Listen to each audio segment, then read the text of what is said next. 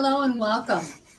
Today we'll explore 7 practical strategies that can help manufacturing companies like yours strengthen your talent pipeline.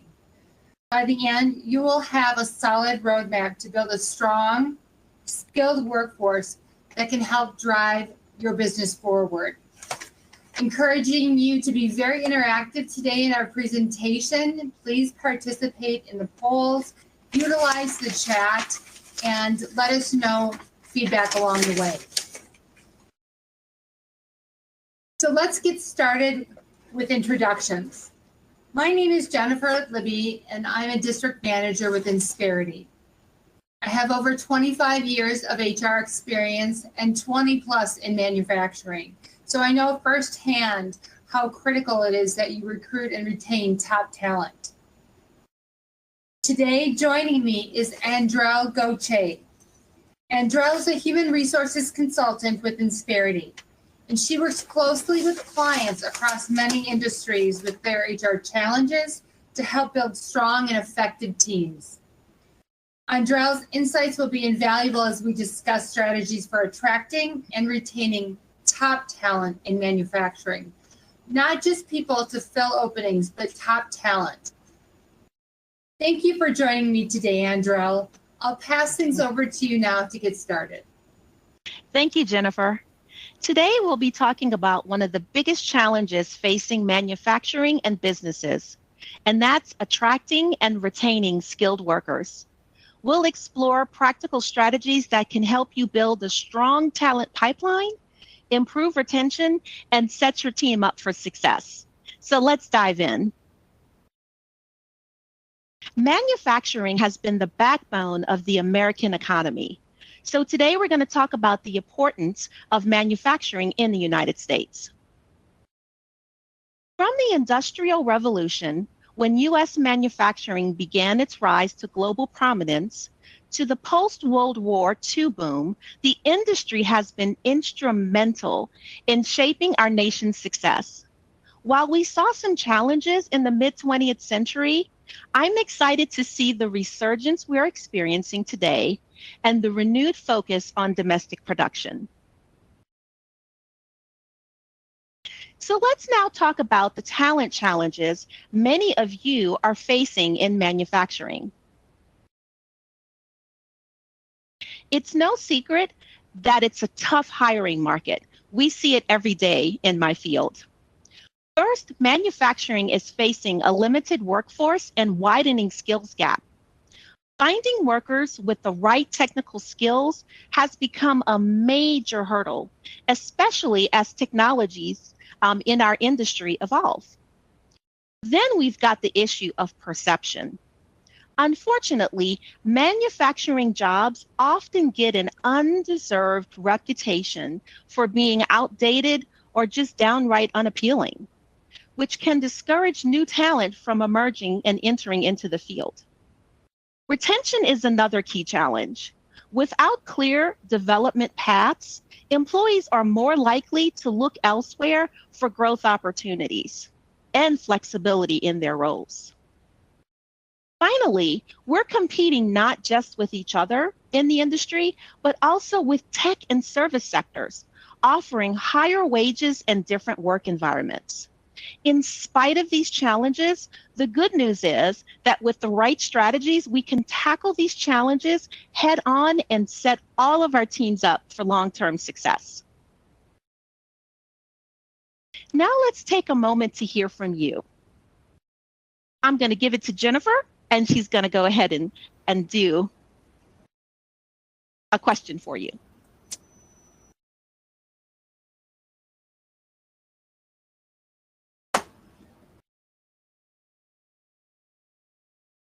Jennifer, can you hear me? Yes. Would you like me to do the question for the team? That would be great. Thank you so much. Okay, if we can get back to our question. So, everyone, what's the biggest challenge your company faces when it comes to attracting or retaining talent? I want you to take a second to think about it. Maybe it's finding skilled workers, competing pay, or even changing how manufacturing is perceived. Whatever it is, I want you to go ahead and share some of your thoughts. This is a great chance for us to reflect on your experiences and just to see how they're connecting with what we're discussing today. So we're going to go ahead and give you a few minutes to go ahead and answer that question.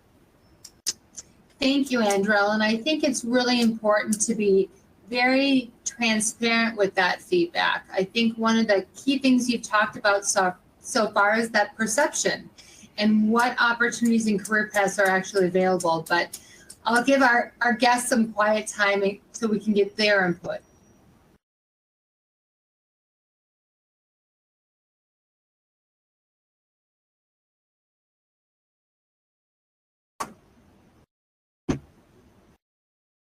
All right, now that we've uncovered these challenges, let's go ahead and shift gears and focus on some solutions.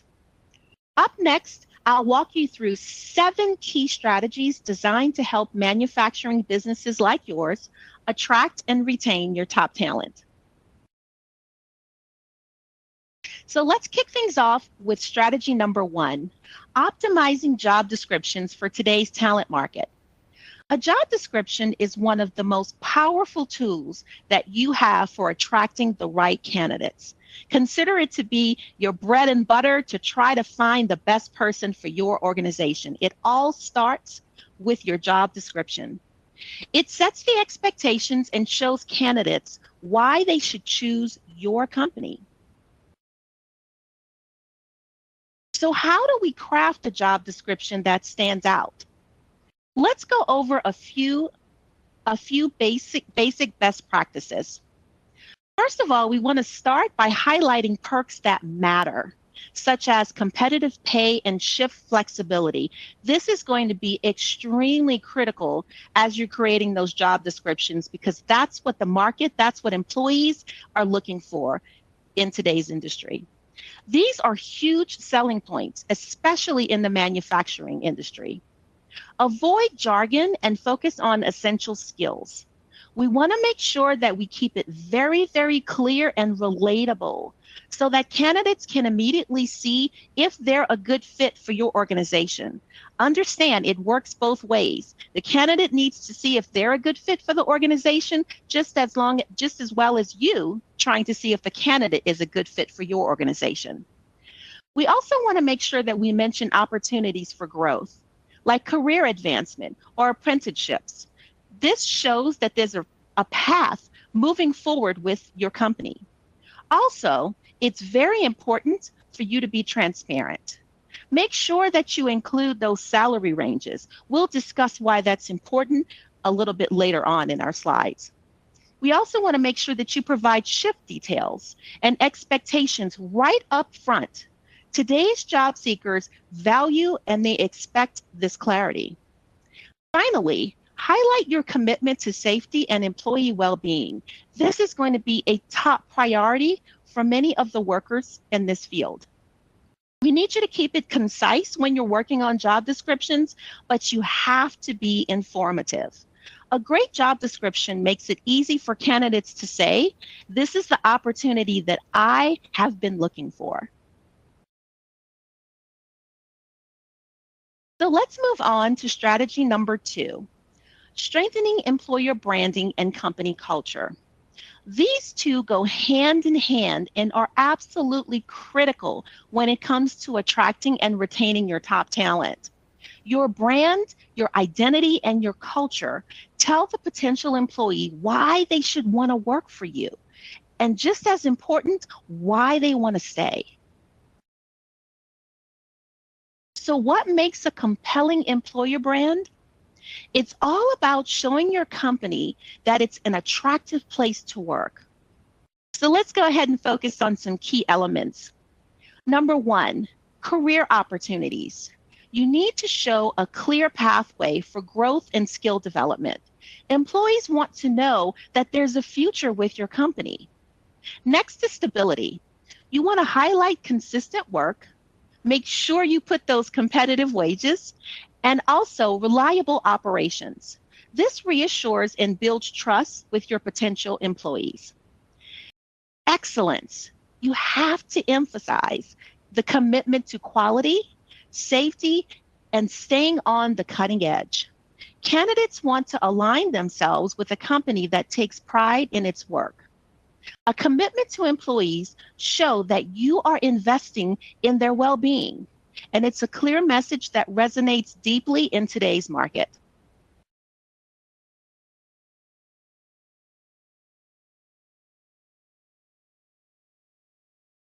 Now let's talk about building a positive company culture.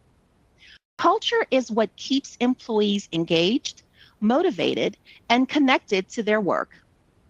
Here are a few ways to cultivate that kind of environment. Number one, we want to celebrate those milestones, recognize work at anniversaries and project completions. It's a simple way to show employees that they're valued. The next is we want to offer incentive programs. Whether it's points for accomplishments or small rewards, these programs can keep motivation extremely high. We want to also encourage peer-to-peer recognition. When team members acknowledge each other's hard work, it builds camaraderie and trust. Next, we want to make sure that we have that top-down praise. Public or private recognition from leadership reinforces employees' sense of worth and belonging. And let's not forget, we want to listen to your employees. That's very, very important. You want to use their feedback to identify trends in morale and find opportunities for improvement. A strong company culture doesn't just happen, it builds through thoughtful, intentional practices. And now I want to add a piece to that as far as culture is concerned. If you have not created a mission statement or a mission, vision, and value statement, I do recommend that you consider that for your organization. It's really important so that it sets the tone for your candidates and employees of where you want to go now and where you want to go moving in the future. Next slide. Andrell, I really, really love your point about culture and being intentional. One of the ways we talk about culture is there's one official culture, right? What is the poster in the break room? But the actual culture is what employees are saying when no one else is there. So that intentionality and that consistency are key points. I love your point there. That's exactly right. Thank you, Jennifer, for pointing that out. So now we're going to move on to strategy number 3, and this is supporting your employee well-being and work-life balance. This is going to be extremely critical as now post-COVID, employees, candidates, pulling in and retaining that talent, it's all going to be about making sure that they have a work-life balance and that companies are providing well-being incentives for their well-being. So we're going to talk about that. Prioritizing well-being is a smart business strategy. You need to do it for your business. A focus on well-being boosts productivity, it reduces burnout, and it keeps your top talent on board. If you don't do it, I want you to understand your competitor is going to be doing it on your behalf. So you have to do it to remain competitive in this workforce right now. So how do we actively support employee well-being? Here are some practical strategies. You want to, first of all, encourage healthy habits. Programs like fitness challenges, step challenges, for instance, are a fun way to promote physical activity and, again, that team camaraderie, which is so important. The next thing is we want to provide that mental health support. Mental health is health. We want to make sure that we explain that very, very clear. It is part of being healthy overall. So we want to make resources like counseling, stress management, and all those tools, have those readily available to your workforce. Lastly, you want to maybe think about hosting a wellness event. There are many health organizations around that are more than willing to come and speak on their behalf to your industry, to your workplace. On-site health screenings and wellness fairs can make it so easy for employees to focus on their health, and they actually want that. That keeps them engaged and that keeps them motivated to stay within your organization.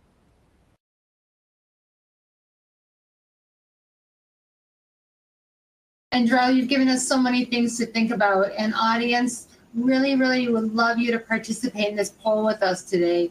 So tell us, which strategy do you believe has the most immediate impact on improving employee retention?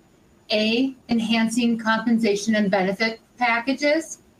B, offering flexible work schedules and work-life balance initiatives. C, building a compelling employer brand and positive company culture. Or D, investing in training and apprenticeship programs. So please take a moment and let us know your thoughts on that.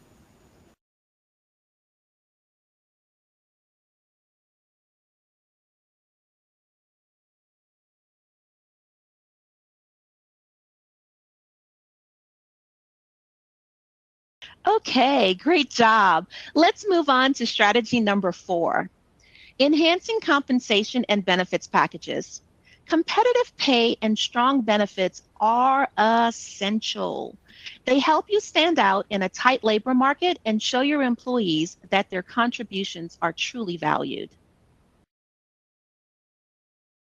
The figures here that you see on the screen is a salary survey. The salary survey is from participating organizations within Insperity's compensation resource library. Data accuracy is specific to job content as matched to similar survey jobs, geographic locations, industry, and company size, such as how many full-time employees you have and revenue wherever applicable. Surveys are one of many options for your decision makers that they should use in creating, modifying, or evaluating compensation programs.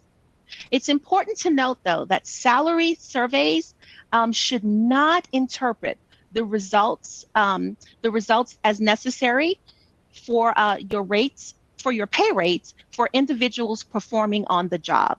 Companies should consider internal equity, which is very important, as well as federal and state pay equity laws before implementing any new pay programs or revising employee pay. Due to the timing of the survey data collection and publication, state and local minimum wage requirements may not be reflected in this data set. And it's important to note that when it comes to salary surveys, numbers can change. They can change on a weekly basis, they can change on a monthly basis, they can change based on the economy. There's so many factors that come into play. So just this salary survey that's provided here, if we were to run that salary survey again, definitely coming in 2025, those numbers would look completely different. Also, let's talk about how salary surveys affect FLSA status employees. For non-exempt employees, if we can go back to the other slide for a second. So when it comes to non-exempt employees, it's very important to understand that the salary survey results here do not reflect overtime pay.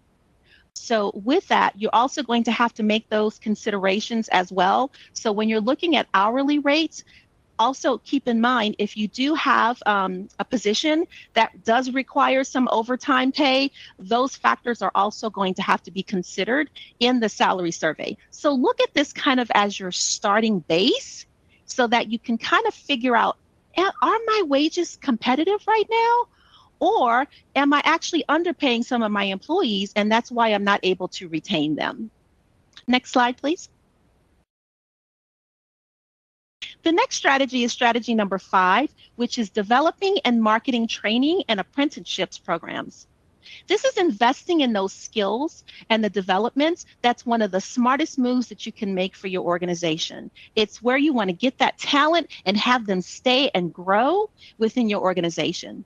It not only builds a stronger workforce, but it also helps prepare your team for that long-term success. One way to do this is effectively by creating strategic talent partnerships. By working with trade schools, community colleges, and training organizations, you can unlock several key benefits. First, you want to make sure that you gain access to that skilled talent pool. And you can do this by going to your local community colleges. They would love your partnership. These partnerships provide a pipeline of workers who are trained specifically for your manufacturing needs. Lower recruitment costs is also another big plus. When you develop talent in-house through apprenticeships or training, you reduce your reliance on costly external hiring. These programs also boost retention rates. Employees are more loyal when they see that you're invested in their professional growth. Sometimes, Andrel, when you're having challenges just recruiting those, I was at a company that we developed our own training program, and to your point, it created stickiness. People felt like we were investing in them, and they were not only excited to stay, they told other people about it, and so that helped recruiting externally as well. No, that's exactly right, Jennifer.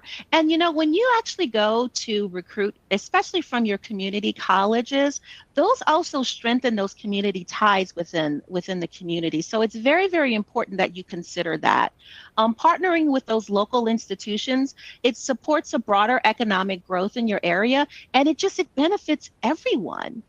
So finally, they also help with future proofing. And what that means is training employees in the latest technologies and practices ensures your workforce stays competitive. Remember, those community colleges, they have to make sure that they stay abreast with whatever that latest technology is. Those students are going to be receiving that training firsthand. So here's a tip to maximize the impact of your programs. Create structured learning paths for your employees. This is crucial. You want to start with those entry-level positions. Again, recruiting from those community colleges, going to high schools that have those programs as well, and build a clear pathway all the way up to your leadership roles, right? If you don't have a succession plan, now's the time to start thinking about that as well.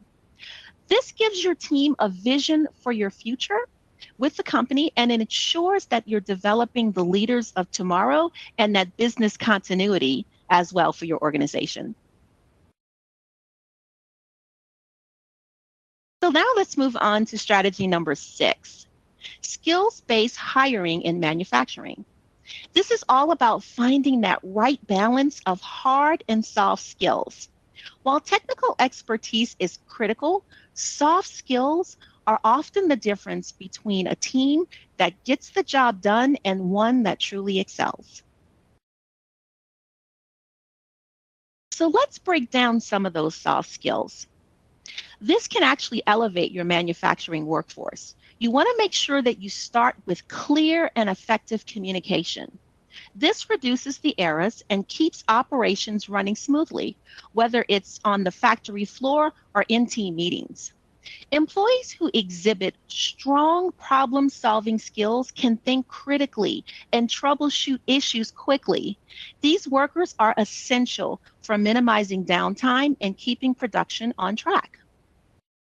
Adaptability is also key and essential. In an industry that's always evolving, you need workers who can embrace new challenges and technologies with that confidence.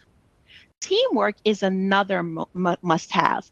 Collaboration across departments supports a more connected and efficient workforce, and it helps your company achieve your bigger goals. Workers who have that strong time management skill can also prioritize tasks to ensure deadlines are met and productivities stay high. And here's a tip to put this into practice. Incorporate assessments or targeted interview questions during the hiring process. This will evaluate whether or not that person has those soft skills. So for example, you can ask a candidate how they've handled conflict in a team setting or how they prioritize tasks under tight deadlines. This helps ensure you're building a well-rounded workforce that's ready to tackle whatever comes next. And I will tell you, in my role in HR, soft skills are so critical to your organization. When you are interviewing those candidates, obviously you want to make sure that they have that experience to work in your industry, but those soft skills are what's going to set you ahead of the game. So please make sure that when you're interviewing those candidates, you ask them, how do they handle those problem-solving techniques? How are they innovative? How do they use their best judgments when things kind of go awry? And that's exactly what happens in any job. Finally, we're going to talk about strategy number 7, modernizing the workplace through technology and streamlining processes. Technology is a powerful tool that can create a better overall experience for your employees. One of the best ways to modernize your workplace is through automation. By investing in clean, advanced technologies, you're not only improving your processes, but also enhancing your job satisfaction. Here's how automation is going to make a difference for your organization. First, it relieves employees from those repetitive tasks. This allows them to focus more on skills and engaging roles, which leads to greater job satisfaction. Second, automation helps reduce physical strain. Tasks that involve repetitive motions or heavy lifting, like material handling or machine operation, those can take a huge toll on employees' bodies and their physical health. Automation that takes over those tasks creates a safer and a healthier work environment. When employees see that you're investing in technology to improve their experience, it reinforces their value to the company and increases engagement. And I will tell you, we did a survey a while ago with the Society of Human Resource Management, and one of the number one reasons for burnout was those repetitive tasks, especially when it involved a lot of physical labor. So you want to think about that too. That is one of the number one reasons why employees get burned out or they wind up leaving the company. So automation is key. Let's take a look at a real-world example. A study conducted on a small manufacturing business in Ohio found that automation made a significant impact on employees' well-being. For instance, automating CNC machining and material handling tasks reduced that physical strain for employees. The findings did show that even in small to medium-sized enterprises, when automation reduced workplace hazards, employees felt more connected to their work, and productivity gains are a natural result. This case study highlights the potential for automation to make a real difference, no matter the size of your business.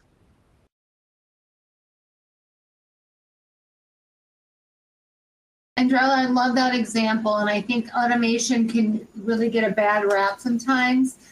There's a great way to deal with skilled worker shortages, and then also to enhance, as you called it, the well-being of that person in that role. And so, again, I have a real-world example of a company I worked at where there was automation introduced and enhanced skills training for those existing employees to help take it to the next level. So now we want to reach out to our audience, and we really want your feedback. What specific technology or automation systems have you introduced to improve your manufacturing processes? And what benefits have you observed so far? Please enter these into the chat. Is it something that you've had great success and return on investment with already, or is it something that you've just introduced? We'll take a few minutes now to give you the opportunity to enter those into the chat.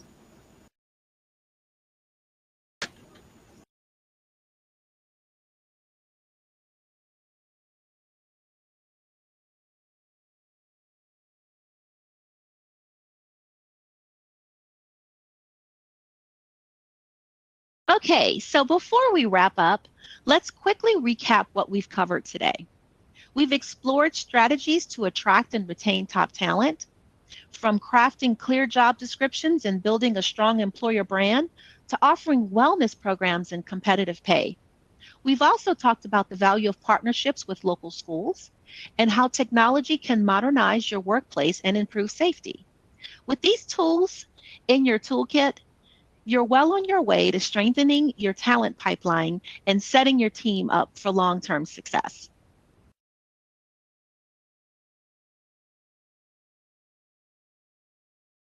Now it's time for your questions. If there is anything we've covered today or maybe something that Andrella and I didn't touch on that you would like to dive deeper into, now is your chance to ask us in the chat. Please give us a few seconds to collect all of your questions and poll results, and we'll be right back.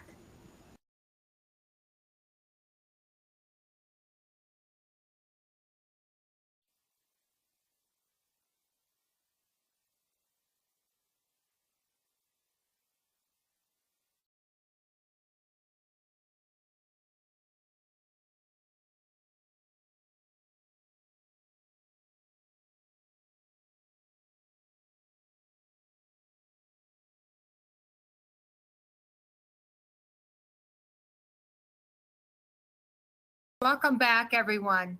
Thanks so much for your participation. Let's first go over those poll results.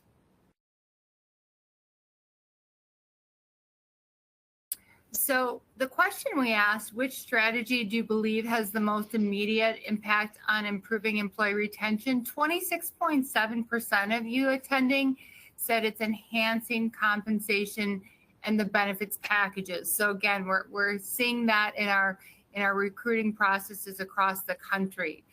33.3% of you said offering flexible work schedules and work-life balance initiatives. And we actually had a few comments about that in the chat that we'll cover later.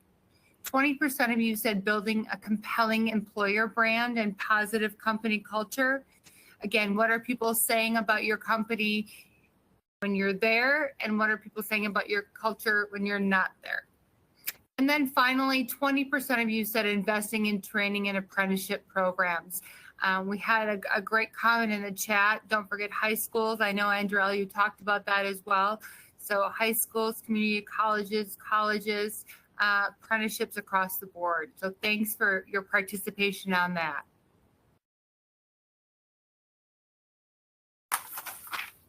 Now let's move along and let's talk a little bit about some questions we had in the chat.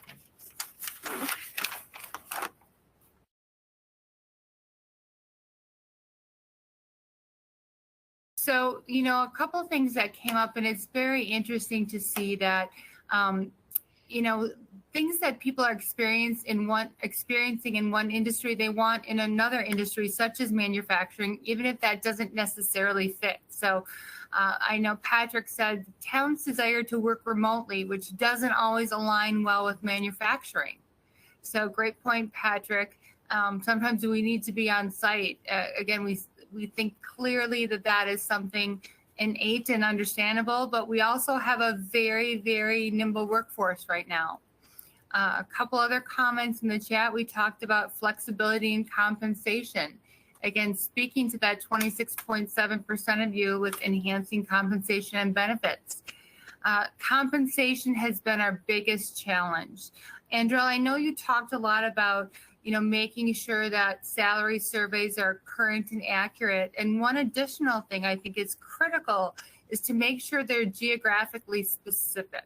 So we're seeing things in metro areas. We're seeing different rates in rural areas. We're seeing things differently on the West and the East Coast than we are in the Midwest. So really looking at, again, Angelique, you talked about that compensation being a challenge, and we hear you on that. And then, William, you said we have manufacturing sites in small towns. It's difficult to find talent willing to move to that location.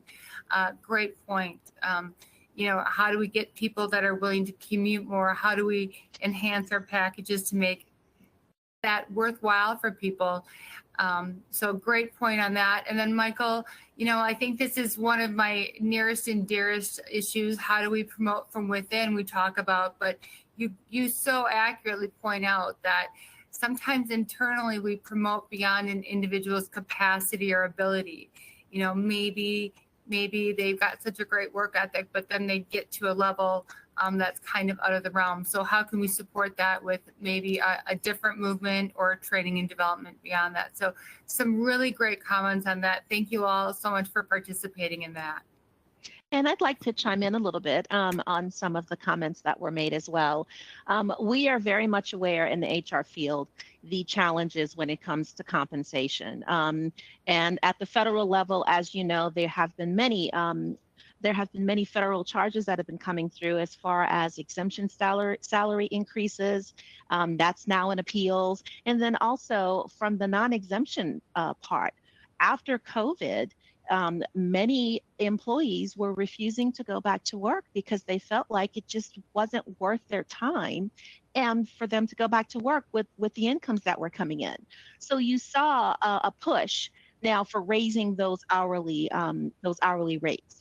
Some of the states now have mandates where those hourly rates have significantly increased, especially in areas such as California. So we do understand that compensation is a challenge, especially in that small business sector to mid-size section. That's going to be difficult for you, especially as you're trying to grow your business. So with that, also think about some of the incentives that we talked about today. Looking at the well-being, asking your employees, do climate surveys. And if you're not familiar with a climate survey, it's asking those employees, what are your motivators to come to work? It's not just always about salary. It's making sure that they're in a safe place, that they love their workplace culture and their environment. So all of these other factors come into play, but ask your employees, what are their needs? What are their desires? And it's not just about that salary. So think about that as well. I wanted to talk about the remote factor. We all know that remote is that big buzzword. Everybody wants to work remote, right? But not every position is capable of having that. So be honest with your employees about that, right? So when you are actually trying to recruit for jobs in your industry where remote may not be a factor, it's okay. It's okay to have that conversation. It's okay to let them know, unfortunately, this position will not meet the criteria for remote. But again, focus on those other factors. Try to provide maybe a wellness fair. Try to engage more with your employees. And again, it's about going back to them and asking what their needs are. If you can't offer remote, see what else that employee may want to keep them within your organization. Also, in terms of commuting, again, now that we are in this remote work environment, a lot of people like the ability to work remote because then they can work anywhere, right? Again, in the manufacturing area, that's not easy. You can't do that. So it's also connecting with your communities to figure out how do you highlight those cities where you are for the offerings, such as the housing market. What other, do they have other sites and other things that employees may find engaging for their families, such as the school system? All of those things are important as well. So you have to make sure that you highlight that. It's not just about compensation, but highlight those things and show, why would you want to move to this city? Look at all the benefits. A lot of people are moving away from that big city lifestyle because of the traffic and the chaos. And sometimes people will say it's just dysfunction. I want to actually move into more rural areas. Highlight that and make sure you have that right match with your candidates. Andrea, I think Jennifer. You bring up such great points with that. And, one of the things that we talk about sometimes is that we can't with manufacturing. I have a great example of a prospect a client who thought they couldn't accommodate. It was a CFO role and they thought they had to be on site because everybody else had to be on site. And because of the lack of candidates in their geographic region, they decided to offer some flexibility on a Monday and a Friday, and it actually did work. So, I think the labor shortage has caused us in the HR field to kind of look at things a little differently. And to your point, sometimes you just can't accommodate that, and that's okay. Just be straightforward. Another great point in the chat, Andrea, I'm not sure if you saw it, but make sure you check with your state's grant programs. Some great work is being done at the high school level to funnel some of those. So I think that's a great point with that. So right. And actually, if I can highlight on that, if there used to be this perception of everybody has to go to college and get a degree to work, regardless of whatever that job was. Well, that's now changing, right? Those perceptions are changing. And I'm glad that they're changing because there are so many jobs that you don't necessarily need to have that college degree. Getting a college degree is expensive, right? But then, our high schools are doing a phenomenal job training those students so that once they graduate, they can go and work in the workforce. So I want to make sure that I highlight that too. And I'm so glad that that was mentioned in the chat. And that is shifting. We are now in my field in HR. It's not just about that college degree that's going to get you that job. We're looking at those training resources. We're looking at the experience that you have as well. And also we're encouraging our clients, for those entry level positions, to kind of look for those that are graduating from high schools that actually have those apprenticeship programs. Those are critical and they're crucial, and they actually have high retention, because when you hire them in an entry level position and they see levels for advancement in their career, that's what's going to keep an employee. You took a chance on them, they're going to take a chance on you with your organization. Andrea, that's a great point. There's a high school in southern Minnesota that actually has a signing day. So we're all familiar with signing days, right, for athletes who commit. These are actually, it's a signing day for people who are committing to go to work for local manufacturers. So celebrating them as well. So I think that's a great point. Andrea, shifting gears a little bit, there was a great comment in the chat, a great question actually, and it's, how do you create a career path program when your organization is small with limited growth opportunities? Great question. No, that is an excellent question. And, I work in a small business sector. So, I understand the challenges when it comes to how do you have that career path when maybe you are a size of 10. I have clients that are a size of 5. So it's just highlighting, where do you want to go? Where do you see yourself, in the next 5 or 10 years? I also mentioned about mission, vision, and values. Those statements are critical for your organization because, employees know if you're working for a small business and you can't exactly, have that career path as a larger organization. But what they do care about is, are they going to be involved in that growth process? Are you going to be looking to them to seek some of that feedback? It's all about making sure that your employees feel like they are part of the company and they are also helping with that mission, vision, and values. So that's going to be crucial when those career paths are not, straightforward yet. But as you grow, then you start to have that conversation and create that career path. So it's all about making sure that you communicate with your employees and you keep them engaged and involved in the process along the way. I love that. I love that question. And I love that point, Andrel. The other thing that I think is a fun way to look at that is that we used to think of career ladders, right? Climb the ladder. There's a concept called jungle gym that Sheryl Sandberg talks about in the book Lean In. And instead of just going up, we're going sideways, right? So sometimes growth is not the next step, but it's providing a foundation with that. So encourage people, as you said, ask them for their input. So great point. Absolutely. And if I can highlight just one last thing on that, that was an excellent point, Jennifer, that you make, because there is also this misperception of everybody wants to be a manager. Everybody wants to climb up that corporate ladder. And that is so far from the truth.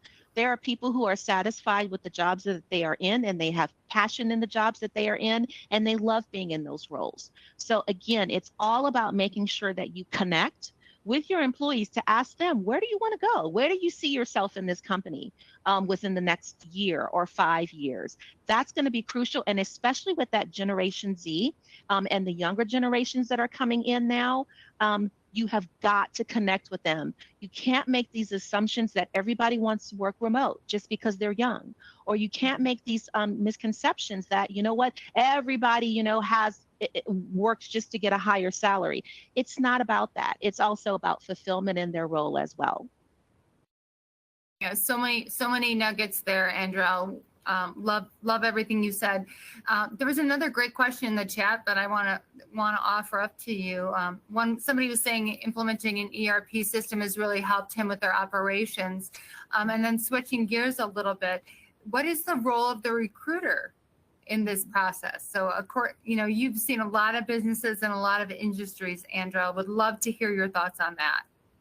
So here at Insperity, I want to also give a shout out to our internal departments. We actually have a recruiting department, and there's a reason for that, because there are so many different factors that come into play when it comes to recruiting, from the very beginning of, those interview questions, or actually just creating that job description, that job ad that's going to actually bring people in. So, that's I can sit here and have a conversation alone just on what our recruitment department does, but it is so essential to your organization that we actually have our own internal department that works with you individually to ask those questions of what are you looking for in a candidate, testing those candidates as well to make sure that they're a right fit for the organization, and for your environment, and also the testing of those candidates in terms of your criminal, your drug testing, and also making sure that you check those references, um, based on whatever their resumes are. So there are so many different levels when it comes to recruiting that we have a separate department for that, because it's so essential and there's so many different facets that go with that. Awesome. So great. So the next step, moving on. Thank you all so much for your communication and everything. Spread the word to your team and other professionals who can benefit from these tips. Reminder that this webinar is available on demand. So we'll let you share that with others as well who couldn't make it. And if you have questions about Insperity, please connect with Carolina Reed. Carolina.reed@insperity.com, 281-312-7423. And certainly read more about how Insperity's safety services provide ongoing support for manufacturers of all sizes. Talk about how we can help with recruitment and retention. Andrell, you threw out a lot of nuggets about engagement surveys. Our mission at Insperity is to help businesses succeed so communities prosper. We would love to help do that for you. So thanks, Andrell, for all your wisdom today. Thanks to all our attendees and participants, and we wish you all the very best. Enjoy the rest of your day. Please also join us for efficient HR and effective teams as well on January 21st, 2025 at 11 a.m. Central Daylight Time. See you then.